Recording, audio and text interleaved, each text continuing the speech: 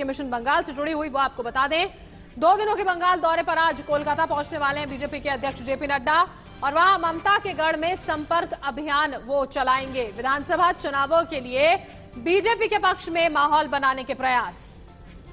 बड़ी खबर यही है, लगातार बीजेपी पश्चिम बंगाल पर कंसंट्रेट कर रही है। यह भी हो गया था कि हर महीने में एक बार अमित शाह और जेपी नड्डा जरूर जाएंगे, कार्यकर्ताओं को संबोधित भी कर रहे हैं। वहां लगातार पॉलिटिकल हत्याएं भी हो रही हैं जिस पर बीजेपी बार बार सवाल उठा रही है। हमने देखा कैसे गवर्नर और चीफ मिनिस्टर के बीच लगातार जुबानी जंग चलती है और बीजेपी ने लोकसभा में बरखा बहुत अच्छा प्रदर्शन किया था पश्चिम बंगाल के अंदर। और प्राइम अपोजिशन पार्टी इस वक्त लेफ्ट और कांग्रेस नहीं है। अगर लड़ाई पश्चिम बंगाल में किसी की है तो आज ममता वर्सेस बीजेपी है। तो इसलिए इस बात को मानना पड़ेगा कि जो भी लड़ाई है वहां पर बीजेपी और टीएमसी की, और उसका आधार देखिए रजत यही रहा कि लोकसभा चुनावों में जिस तरह का प्रदर्शन बीजेपी का यहां पर रहा था उसी को आधार बनाते हुए आगे की जमीन को और मजबूत करने के प्रयास हैं। तपस सेन गुप्ता हमारे साथ जुड़ चुके हैं, उनका रुख करेंगे। तपस, जेपी नड्डा पहुंच रहे हैं, ममता के गढ़ में गरजने वाले हैं, कार्यकर्ताओं को संबोधित करेंगे, कब तक पहुंचेंगे, क्या कार्यक्रम आज का? कि देखिए अभी से तकरीबन आधे घंटे के भीतर वो कोलकाता एयरपोर्ट में लैंड करेंगे। फिर वहां से सीधे वो चले जाएंगे हेस्टिंग्स पार्टी ऑफिस, जहां से वो 9 election officers, state election officers को इनॉग्रेट करेंगे। उद्घाटन करने के बाद फिर नए और 9 party officers, BJP party officers भी उद्घाटन करेंगे 9 जिलों में।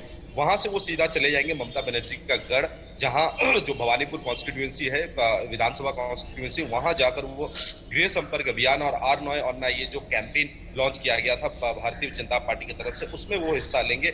वो तकरीबन 3 से 3:30 बजे शुरू होना है। तकरीबन 4 से 4:30 तक ये गृह संपर्क अभियान बीजेपी की तरफ से ये चलाया जाएगा। वो अलग अलग घरों में जाएंगे, जाके लोगों से मिलेंगे, बातचीत करेंगे। और गौरतलब ये काफी महत्वपूर्ण इसलिए है क्योंकि भवानीपुर एक ऐसा कॉन्स्टिट्यूंसी है पूरे पश्चिम बंगाल में जो ममता का गढ़ माना जाता है, लेकिन पिछले 1 सालों में कुछ हद तक वहां पर बीजेपी अपना दबदबा बनाने में थोड़ा सा सक्सेस लाया है उन लोगों ने।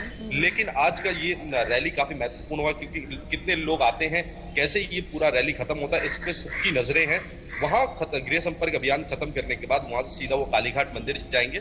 फिर उसके बाद एक क्लोज डोर मीटिंग है जो लीडरशिप है उनके साथ, और उसके बाद कल सुबह वो फिर डायमंड हार्बर कॉन्स्टिट्यूएंसी जाएंगे, जो फिर से एक बार महत्वपूर्ण है क्योंकि वो अभिषेक बनर्जी यानी ममता बनर्जी के जो भतीजे हैं अभिषेक बनर्जी, उनका गढ़ है। वो वहां से लोकसभा में 2 बार चुने गए हैं और इस समय वो सिटिंग एमपी भी, सांसद भी है उस कॉन्स्टिट्यूएंसी में। वहां जाकर जो फिशरमैन कम्युनिटी है वहां लोगों से बातचीत करेंगे। वहां एक प्रेस मीट करने की बात है कल। उसके बाद वो वापस दिल्ली चले जाएंगे। छोटे-छोटे बिंदु, छोटे-छोटे कार्यक्रम यहाँ पर और उसी से आगे बढ़ती हुई बीजेपी यहाँ पर नजर आती है। तपस, बहुत बहुत शुक्रिया आपका हमारे साथ जुड़े इस तमाम जानकारी के साथ। कुछ ही वक्त बचा है यहाँ पर जब विधानसभा चुनाव यहाँ पर पश्चिम बंगाल में होंगे, लेकिन उसकी तैयारियां जो है वो जोरों शोरों से बीजेपी की ओर से लगातार की जा रही हैं।